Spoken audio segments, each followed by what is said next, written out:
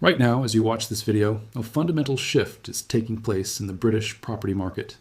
It isn't happening on the front pages of the newspapers, and the politicians are trying their best to ignore it, but the consequences are about to scream in your face. Landlords are currently selling approximately 400 properties a day. You might see a for sale sign go up on a Victorian terrace down your street and think, good news, that's one more house for a first-time buyer. That's one less greedy landlord hoarding housing. It is a comforting thought. It fits the narrative we have been fed for 20 years, that if we just get rid of the landlords, the housing crisis will solve itself. You would be wrong. This is not a market correction. This is a liquidation. What you are witnessing is the deliberate, systematic destruction of the private rental sector. And the vacuum it leaves behind is not being filled by happy homeowners with affordable mortgages. Let's strip away the political rhetoric and look at the raw, forensic data, because the mainstream media is glossing over the sheer scale of this event. We need to understand the magnitude of the exit. According to the latest data from late 2025, we are seeing a specific surge in landlords leaving the market that goes far beyond the normal churn of people retiring or selling up. We know from market tracking data that new sales listings are hitting the UK market at a rate of around 27,500 per week. Historically, ex-rental stock made up a small fraction of this, but industry analysis suggests that figure has spiked significantly. When you correlate the drop in rental registrations with the spike in sales listings, the data suggests that roughly 400 properties are being removed from the private rented sector, PRS, every single day. That is 2,800 homes a week. That is nearly 12,000 homes a month. That is 146,000 homes a year vanishing from the rental market. To put that into perspective, the government's target for building new affordable homes is often missed by miles. The private sector is liquidating stock faster than the public sector can even approve planning permission for replacements. We are actively shrinking the size of the rental market during a population boom. Why does this matter? Why should you care if a landlord sells up? Because the UK housing market relies on a delicate, interconnected ecosystem. For the last 30 years, the private rented sector has done the heavy lifting that the state refused to do. It provided homes for nearly 5 million households. It offered flexibility for the mobile workforce, for students, for young professionals moving to the city, and for young families saving for a deposit. But that ecosystem is now being torched. When a landlord sells a property, the tenant is evicted. That is the law. You cannot sell a house with a sitting tenant to an owner-occupier, so the tenant is forced out. Now, in a functioning market, that tenant would simply move to another rental property. But here's the problem. There aren't any left, because 400 other landlords also sold up today. We are seeing the creation of a rental vacuum. Tenant demand is at record highs, driven by record net migration and the inability of people to buy. But supply is falling off a cliff. Savills, one of the most respected estate agencies in the world, has stated explicitly that landlord instructions to let homes have been declining steadily since 2017. The pipeline is dry. This isn't just lines on a graph. This is misery on the ground. Go to Manchester. Go to Bristol. Go to Zone 3 in London. When a rental property goes live on Rightmove at 9 a.m., the letting agent's phone lines are jammed by 9:05 a.m. By 10:00 a.m., there are 50 viewing requests. By midday, the listing is taken down because they are overwhelmed. We are seeing panic bidding. It used to be that you negotiated rent down. Now, prospective tenants are writing cover letters to landlords, offering CVs and references from their employers. They are offering 6 months' rent upfront in cash. They are bidding $100, $200, even $300 over the monthly asking price just to secure a roof over their heads. The data confirms this horror story. In London, annual rental growth recently hit 11.5%. In the Northeast, traditionally a cheaper area, it was over 9%. The trajectory is terrifying. If you are paying $1,400 now, the statistical probability is that you will be asked to pay $1,550 or $1,600 at your next renewal. The average rent in England reached $1,110 in September 2025. In London and the commuter belt, $2,000 a month is fast becoming the entry-level price for a family home. This isn't inflation. This is scarcity pricing. This is what happens when you ban the supplier of a product, the landlord. But you keep the demand for the product, the tenant, exactly the same. The price has nowhere to go but up. Now, I know what the critics will say. I read the comments. They say, good, let the landlords sell. If they sell, house prices will crash, and the tenants can buy the homes they were renting. This is the buyer fallacy. It is the central lie at the heart of the government's housing policy, and it is a dangerous fantasy. Here's why it doesn't work. When a landlord sells a $250,000 terraced house, who buys it? In 2021, with interest rates at 1%, maybe the tenant could have bought it. The mortgage would have been $800 a month. But we are not in 2021. We are in 2025. Interest rates have normalized. Mortgage rates are hovering near 5%. That same $250,000 house now costs $400 a month in mortgage repayments.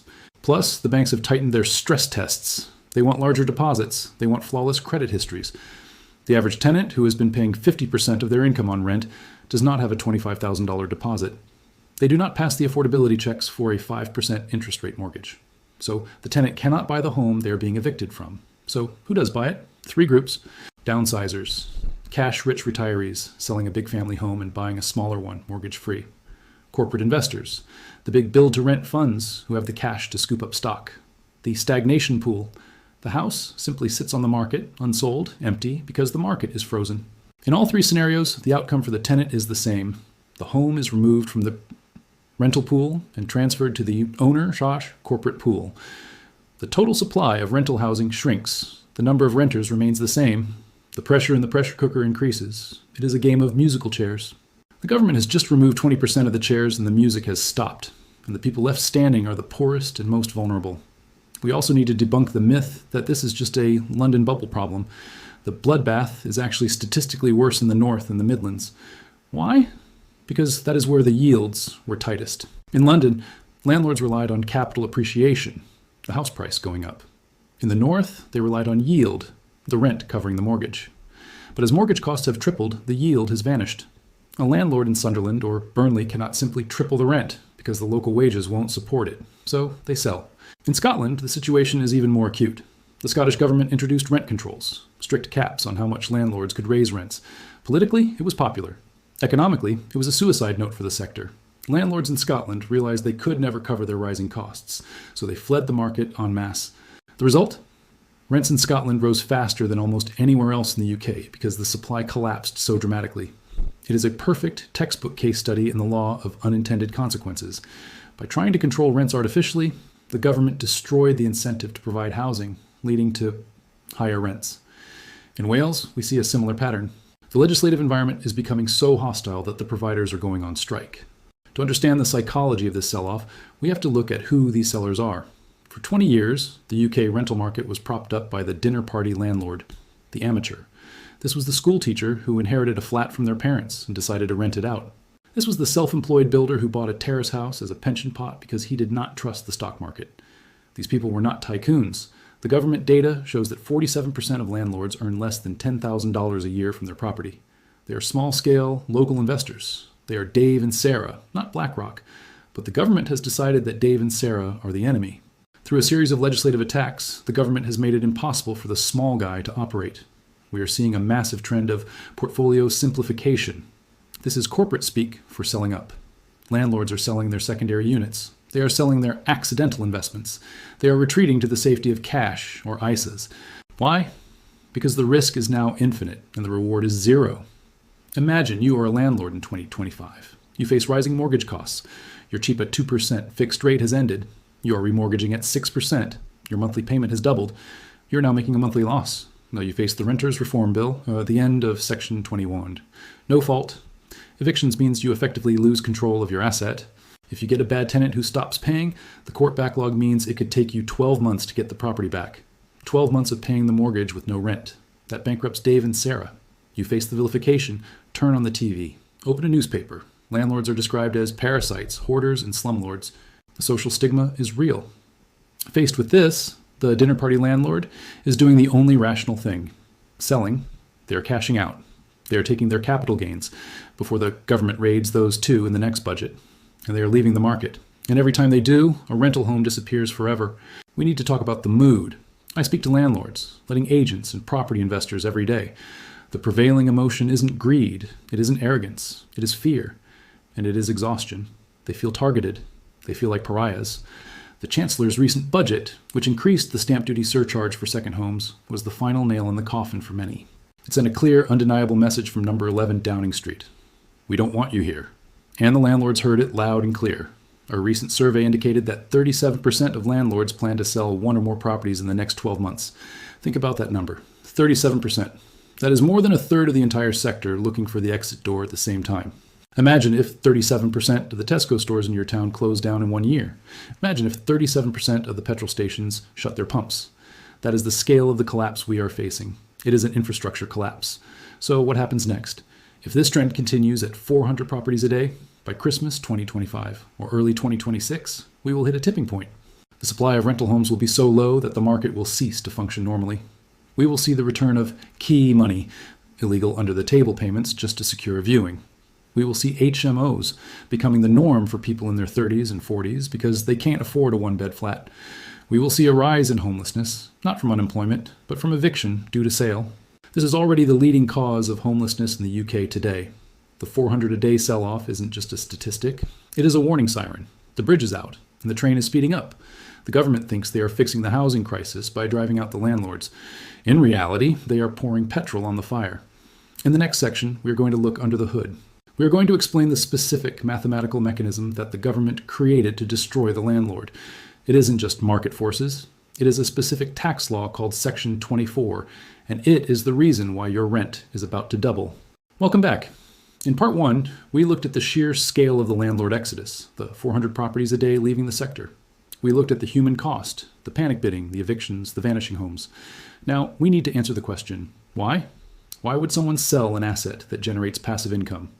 Why walk away from a property that has likely doubled in value over the last 10 years? Why kill the golden goose?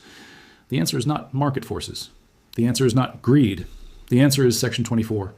This is a piece of tax legislation so toxic, so mathematically punishing, that it has turned profitable businesses into bankruptcy machines overnight. If you want to know why your rent is going up, you don't need to look at your landlord. You need to look at the Finance Act of 2015. This is the hidden mechanism that is strangling the market. Let's strip away the jargon and look at the maths, because this is where the scandal lies. Before 2017, property was taxed like any other legitimate business in the UK. If you owned a corner shop, a bakery, or a hair salon, the rules were simple. You take your revenue. You subtract your costs. You pay tax on the profit. Simple, fair, logical. You are taxed on the money you actually make. This was how buy-to-let worked. You deducted your mortgage interest from your rent, and you paid tax on the bit that was left over, your actual profit. But in 2015, the then Chancellor George Osborne decided to change the rules. He introduced Section 24. Under Section 24, mortgage interest is no longer considered a tax-deductible expense. Instead, you're taxed on your turnover, the full rent, and then given a measly 20% tax credit back. This sounds like a boring technicality. It isn't. It is a financial nuclear weapon. It redefines the concept of profit in a way that exists nowhere else in the business world. Let's use a real-world example to show you how this destroys a landlord. Let's call our landlord Bob. Bob has a normal day job earning $50,000 a year. This makes him a higher rate taxpayer, 40%. He bought a rental property years ago as a pension investment. Here are the numbers for his rental property. Rent received, $20,000 a year.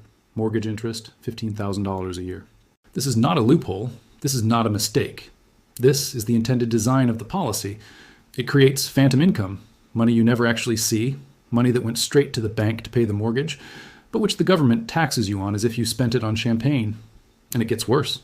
Because this phantom income is added to your total income, it can push basic rate taxpayers into the higher rate bracket, stripping them of child benefit and other allowances. It forces you into a higher tax bracket with money you don't have. So Bob is losing $1,100 a year. He is subsidizing his tenant to live there. What are his options? He has two choices. Sell the property. Now here is the twist that creates the conspiracy vibe. Here's the part that makes you realize this isn't just incompetence. It's a plan. Section 24 applies to individuals. It applies to Bob. It applies to Dave. It applies to the teacher with one flat. It does not apply to limited companies.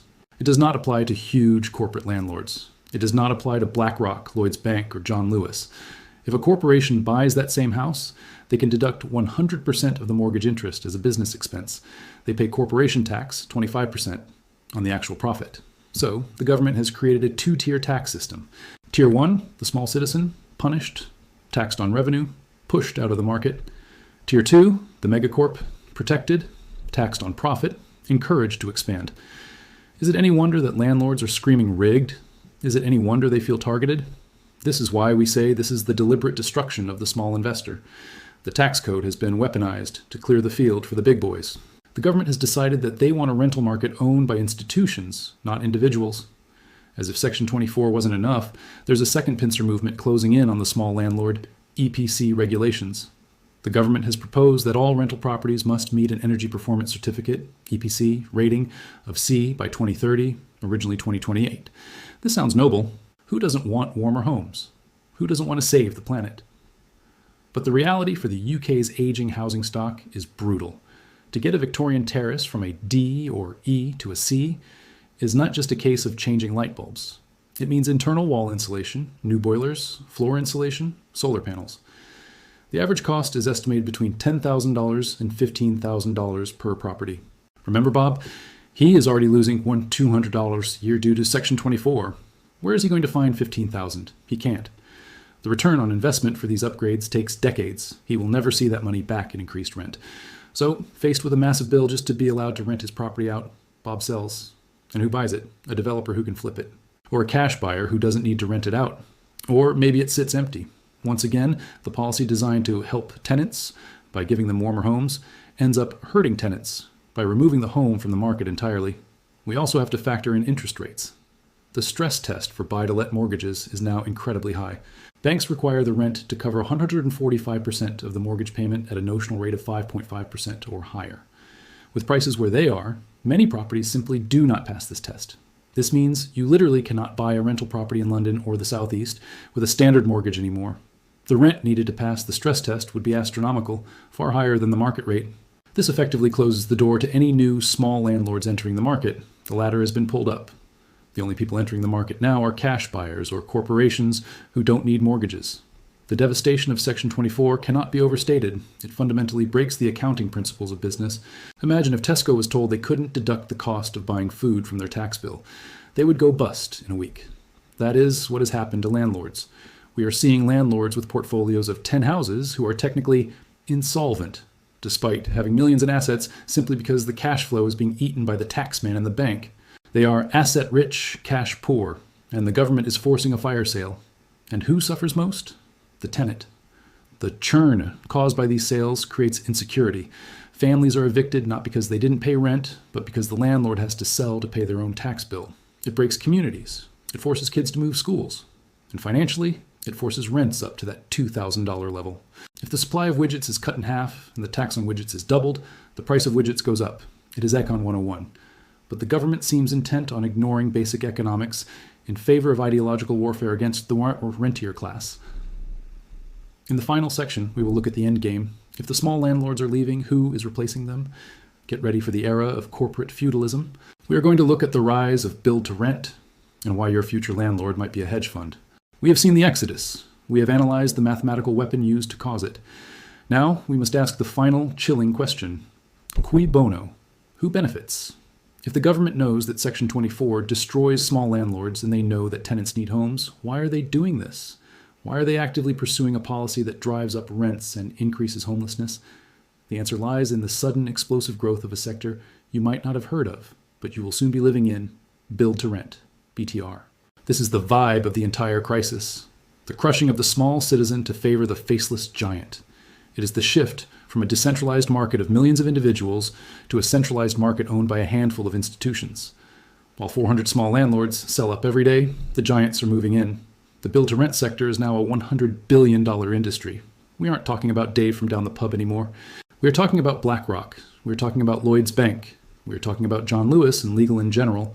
These institutions are buying up land and building massive rental-only complexes across Manchester, Birmingham, Leeds, and London. There are currently 130,000 completed BTR homes, with another 165,000 in the pipeline. Investment in this sector reached $5 billion in 2024 alone. These are not houses, these are units. These are assets under management.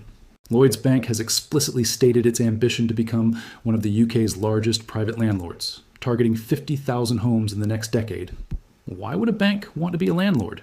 Because they know the future.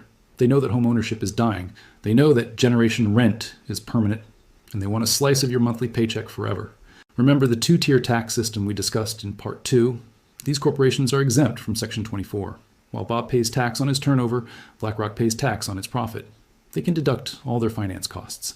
They have access to cheap, institutional-grade debt that you can't get. They have the capital to meet the EPC-C targets without blinking. They build new, so they hit A or B ratings instantly. They have the legal teams to navigate the renters' reform bill.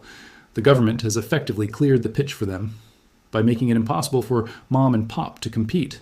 They have handed a monopoly on rental housing to the City of London. The small landlord was the competition. Section 24 was the tool used to eliminate the competition. So what does a corporate rental future look like?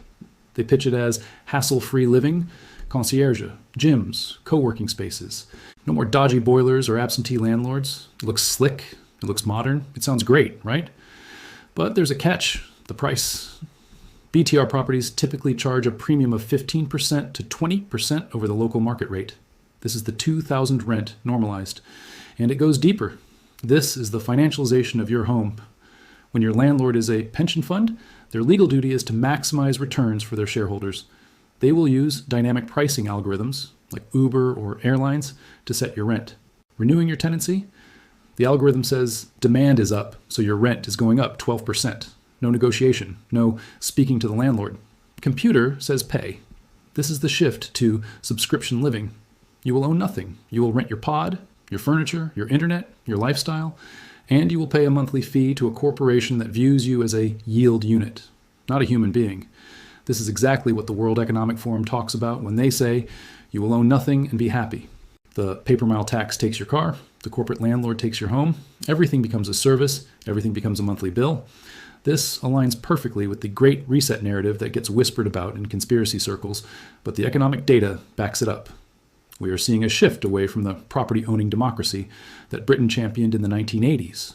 The latter is broken. The small landlord is dead. The future is a binary society. The asset owners, huge corporations, and the ultra-wealthy who own the infrastructure and the renters, the rest of us, paying a subscription for basic needs.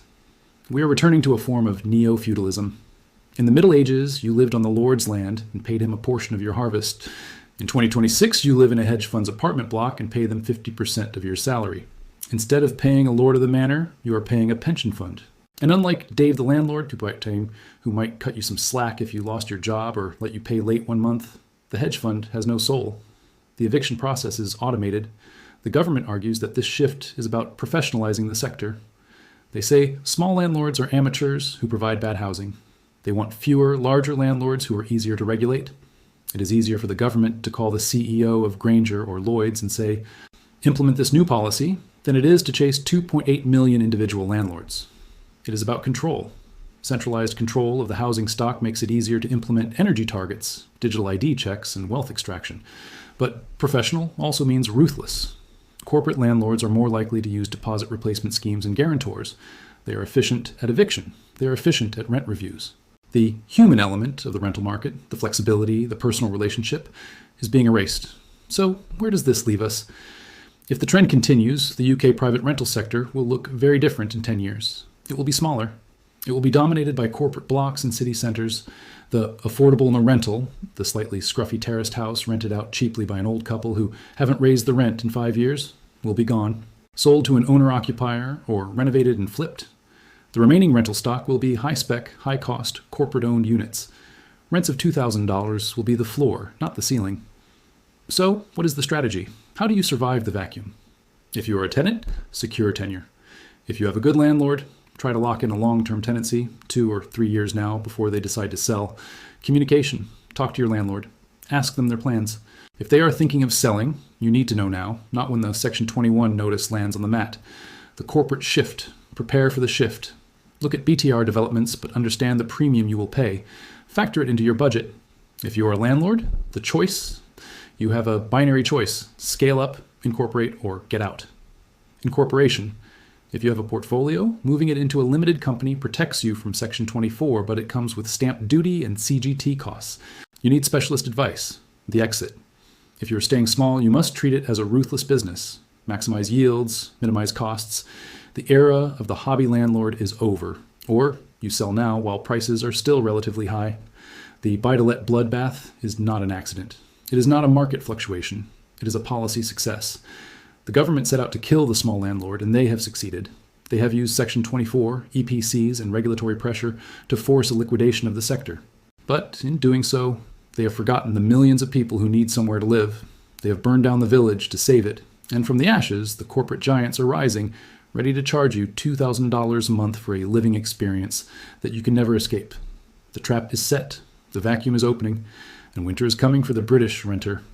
I'm Channel Name, and this has been the UK Economy Report. Stay liquid, stay alert, and don't let them price you out of existence.